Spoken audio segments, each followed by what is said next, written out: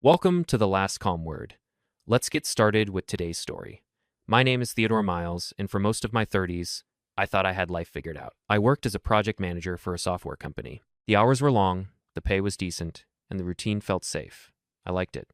That was one reason I married Heather. We met at a friend's birthday dinner. She walked in late, laughing, unapologetic, carrying a bottle of wine she had clearly picked up on the way.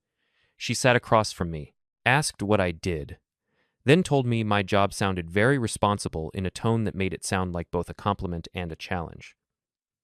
6 months later, we moved in together. A year after that, we got married. The wedding was small, neat, organized down to the last candle. That was my influence. The charm, the speeches, the dancing until midnight, that was hers. From the outside, we looked solid. 2 steady incomes, a modest condo, regular workouts together at the gym, the usual dinner with friends on weekends. We had small arguments, nothing explosive. She liked spontaneous trips. I liked planning. She enjoyed crowded bars. I liked quiet restaurants. Normal friction. Or so I told myself. There was one thing that never sat right with me, though. His name was Elliot Hart. She had worked with him at an advertising agency before we met. By the time I came into the picture, they were not dating anymore, just really close friends. That was how she always phrased it. Whenever his name came up, her voice changed slightly. At first, I ignored it. People have history. I had mine. Over time, though, I noticed how often his messages appeared on her screen. Late-night jokes, memes, inside references I did not understand. When I asked about it once, she rolled her eyes. "Theodore, please," she said. "You are not going to be that guy, are you?" I dropped it. I told myself I trusted her. I told myself grown men did not snoop, did not interrogate, did not cling. I focused on deadlines and meetings and performance reviews instead. Looking back, that was the first choice that set everything else in motion. The morning everything shifted started out ordinary. I was making coffee before work, half awake, scrolling through emails on my phone. Heather walked into the kitchen barefoot, hair tied up, wearing one of my old t-shirts. She stood there quietly for a moment, which was unusual for her. Heather was rarely silent. "I need to tell you something," she said. I put my phone down. "What is wrong?" She took a breath. "I am pregnant." For 3 full seconds, my brain stopped. Then everything inside me lit up at once. Surprise, disbelief, and a quick, strange wave of happiness. We had not been trying, but we had not been avoiding it either. A child felt like the natural next chapter. "That is wow," I said. "That is incredible." She did not smile. Instead, she leaned against the counter and folded her arms. "There is more." My stomach tightened. "Okay, go on." She did not look at me when she said it. "The baby might not be yours." The words landed like a punch I did not see coming. I did not move. My hand stayed flat on the table. I forced myself to breathe slowly. "Whose?" I asked, though I already knew the answer. She cleared her throat. "Elliot."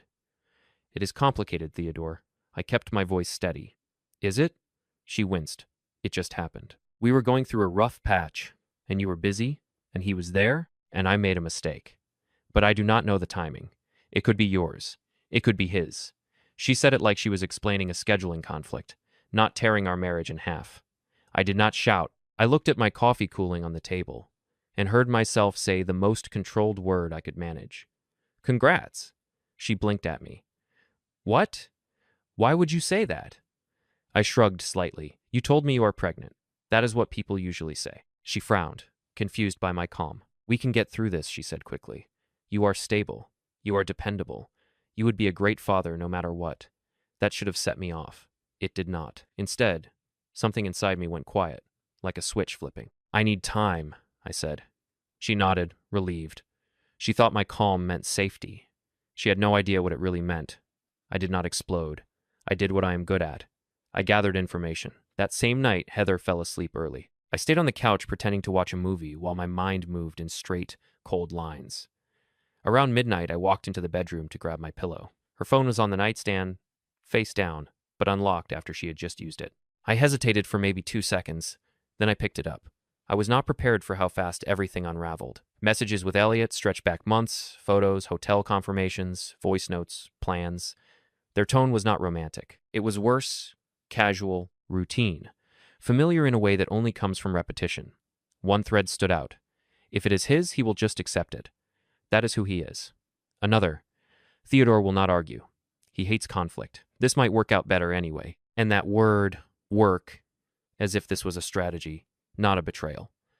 I took screenshots, I sent them to a private email. Then I put her phone back exactly where it had been. The next day, during lunch, I made an appointment with a divorce attorney named Monica Lee. Her reviews said she was direct and efficient. That is what I needed. Monica listened quietly as I explained the situation. When I finished, she leaned back in her chair. "You are handling this better than most people would," she said. "That is good. Calm is leverage." I nodded. "What should I do next?" "Do not confront her," Monica said. "Not yet. Act normal. Collect anything that confirms the affair. Transactions, messages, dates she was not where she said she was. Keep your routine stable so she does not suspect anything. When the time is right, we will file for divorce and request a paternity test immediately." I wrote down everything she told me. That week, I pulled up our joint bank account records. Several charges stood out. Rides to a boutique hotel, a restaurant she said she would never been to, a spa weekend she claimed was a work retreat. The evidence lined up cleanly. Every new detail made my calm settle deeper, not crack. Heather thought she understood me. She had no idea how wrong she was. To keep everything steady, I had to act like nothing had changed. The hardest part was not pretending to care. It was pretending to care just enough to keep her comfortable. Heather became strangely affectionate the week after her confession. She cooked dinner twice, which she never did. She asked if I wanted to pick out baby names. One night, she touched my arm and said, "I am glad you are being mature about all this." I nodded. We should take things step by step.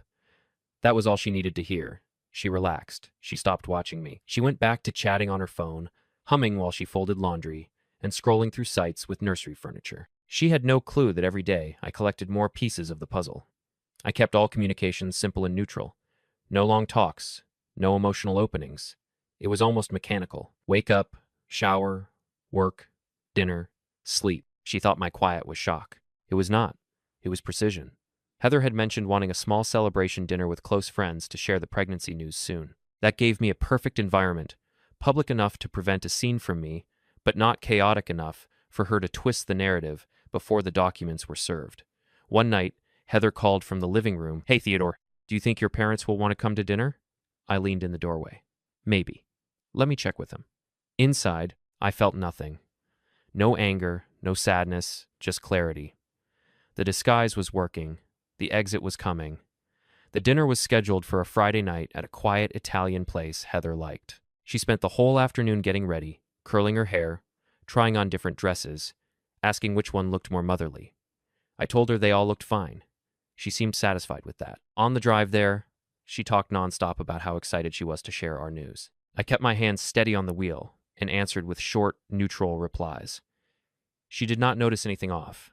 She was too focused on the spotlight she was about to stand in. When we walked into the restaurant, a small group of our friends was already seated. They stood, hugged her, congratulated her on the pregnancy before she even said anything. She must have hinted at it earlier. I took my seat, nodded politely, and checked the time on my phone once. Heather tapped her glass. Okay. Everyone settle down," she said, beaming. "I want to say something important tonight." She never got the chance. A man in a dark jacket stepped up to our table. "Heather Miles?"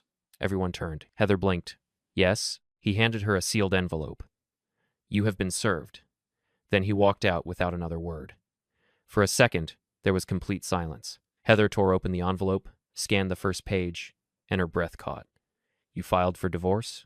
Her voice rose instantly. "You are doing this now? Here?" I stayed calm. "Yes." She slapped the table. "In front of my friends? Are you insane?" Someone whispered. "Oh my God!" Heather's face flushed red. "Is this because of the pregnancy? Because I was honest? Because I trusted you?" I looked at her steadily. "This is because you were not honest." Her eyes darted through the room, searching for someone to back her up. "He is abandoning me," she said loudly. "He is abandoning his family." I stood up. "There will be a paternity test. The papers include the request." Her voice cracked. "You are humiliating me." I pushed in my chair slowly. "No, Heather. You handled that part all on your own." She kept yelling my name, asking how I could do this to her, calling me cold, selfish, heartless, a full collapse in front of people she expected applause from. I did not raise my voice. I did not defend myself. I did not stay. "Thank you all for coming," I said to the table. "Enjoy your meal." Then I walked out. My phone vibrated nonstop before I even reached the car. Calls, texts, voice messages, all from Heather. I let every one of them go unanswered. That night, I sat in my living room alone, listening to her words fill my voicemail while I deleted each message in silence.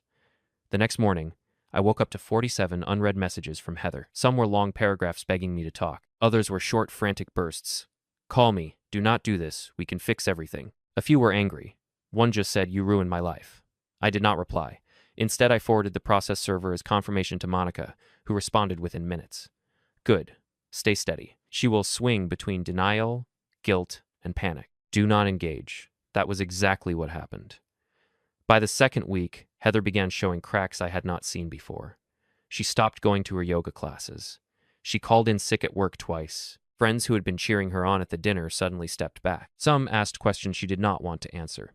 One afternoon, she showed up at the condo unannounced. She knocked hard enough that I thought the door might crack. "Theodore, open this, please." I opened the door halfway. "What is it?" Her eyes were red. "We should talk inside." "We will talk here," I said. She let out a shaky breath. "The test. I do not want it. We do not need it. We can raise this child together. You are the stable one. You always have been. That is exactly why we are doing the test." She swallowed. "You do not trust me?" "I read your messages," I said. Her face fell instantly. No denial, no anger, just collapse. She backed up a step like her legs had given out. "You saw everything?" "Yes." For a moment, she looked small. Then the panic came back. "Elliot stopped responding to me," she said. "He blocked me on everything. I do not know what he wants. I do not know what he is thinking. That sounds like a conversation for him." She shook her head. "I made a mistake. I made a huge mistake. But we are married. We can fix this if we try." "No," I said calmly. "We cannot." She stared at me, waiting for something. Anger, sympathy, anything. When she got nothing, her voice tightened. "You are throwing away a family." "You threw it away," I said. "I am just closing the door." After that, she left. 2 days later, Monica notified me that Heather finally agreed to the prenatal paternity test. The appointment was set for the following week. I showed up on time. Heather arrived 10 minutes late, wearing sunglasses and holding her arms around herself like she was trying to keep from falling apart. The test took 20 minutes. No drama, no shouting, no eye contact. The results arrived a little over a week later. I was not the father. I felt everything inside me loosen. Not happiness, just a quiet release. The divorce moved fast after that.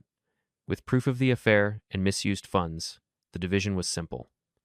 I kept the condo. She got a small settlement and moved into a smaller apartment across town. No alimony. No shared assets beyond a few pieces of furniture she insisted on taking. Heather's life shrank almost overnight. Friends drifted. Her workload increased when coworkers stopped covering for her. Elliot stayed silent. She had built everything on a version of herself she could not maintain. And now, it was cracking. The night Monica emailed me the finalized decree, I read it twice, then closed my laptop and exhaled. It was done. Heather gave birth in late spring. A girl. I found out the way most people did, through a picture she posted online with a long caption about new beginnings and doing it all alone. An hour later, she called me. I let it ring twice before answering. Her voice trembled. "She is here, Theodore. She's beautiful. You should see her. She looks like you." "She does not," I said. "And we have already confirmed that. The test was wrong," she insisted quickly, like she had rehearsed it. "You need to come to the hospital. You need to be part of this." "No," I said. "I do not." She went quiet, then whispered, "Please, I cannot do this without you." I did not raise my voice. "Heather, this situation is between you and the child as father." Her breathing hitched. "Elliot wants nothing to do with her. That is not my problem." She tried again the next morning. And the next, the tone shifted every time. Begging, guilt, anger, fear. She said the hospital bills were high. She said she was not sleeping and that she needed help. I answered only once more. "Heather, stop calling. This ended months ago. Handle your responsibilities." After I hung up, I blocked her number. A week later, my friend Fred met me for lunch. He sat down, eyes wide. "Man, have you seen what she is posting?" "No," I said. "I am not looking." "Well, according to her, you walked out on your family and Elliot is a coward. She is playing the sympathy angle hard." That did not surprise me. When someone's entire identity rests on appearances, losing control of the story hurts more than losing the relationship. 2 weeks later, I got a message from a number I did not recognize. It was Kinsley, one of Heather's former closest friends, the one who never bought Heather's excuses. Her message was short. "I know you are not checking her profile, so you should hear this directly. Heather admitted she always knew the baby was not yours. She told me she thought you would step up anyway. I am sorry. You did not deserve that. I stared at the message for a long moment, then replied, Thank you. Please do not send me any more updates unless it is urgent. She agreed. Meanwhile, Elliot tried to dodge responsibility. Heather filed for child support, and he ignored the paperwork until the court forced the test. That second test confirmed what everyone already knew. He was the father. Now Elliot owed support, real steady payments. He could not vanish anymore. He could not block his way out, and Heather could not paint him as the victim when the court record said otherwise. Her circle shrank. Her posts got quieter. People stopped commenting. The sympathy dried up fast. Heather had built her world on borrowed affection and blurred boundaries. When the dust settled, everyone she leaned on stepped back, and she was left alone with the truth she had tried to manipulate into disappearing. For the first time since the morning she told me she was pregnant, I felt peace. Not joy, just peace. Clean and steady. The kind that comes after a storm finally runs out of rain. Summer came, and with it a sense of quiet I had not felt in years. The divorce was behind me. The paternity mess was settled. The calls had stopped. I had moved into a smaller apartment on the north side of town. Nothing fancy. Clean walls, empty closets, no ghosts. Work improved too.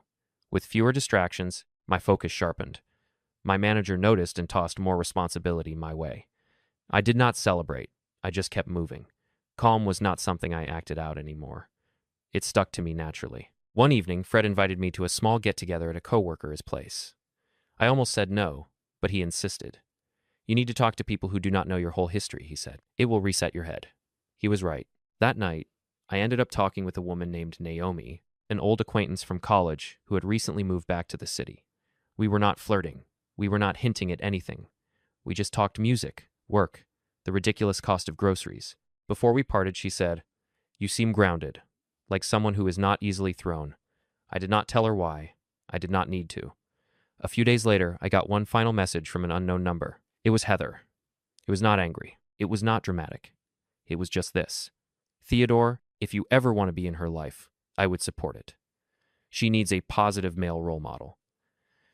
I read it 3 times. There was a time when that line might have cut me open.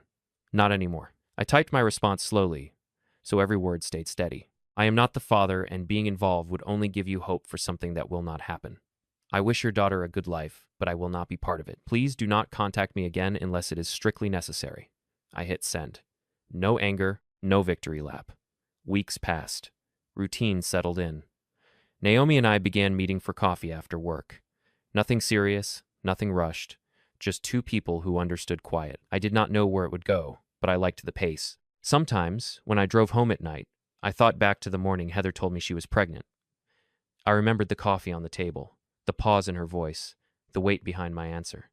Congrats. She took that word as weakness. She took my calm for surrender. She thought silence meant she still held control. But calm is not surrender. Silence is not weakness. Sometimes it is the start of a plan. Looking back now, I do not regret that moment. That one controlled word created the distance I needed to see everything clearly. I walked away from a life built on half-truths, careful lies, and someone else's expectations. And I stepped into something straighter. The storm ended. The ground dried. And for the first time in a long time, I could finally breathe again. Thank you so much for watching till the end. Wishing you all the best, stay healthy, and take care.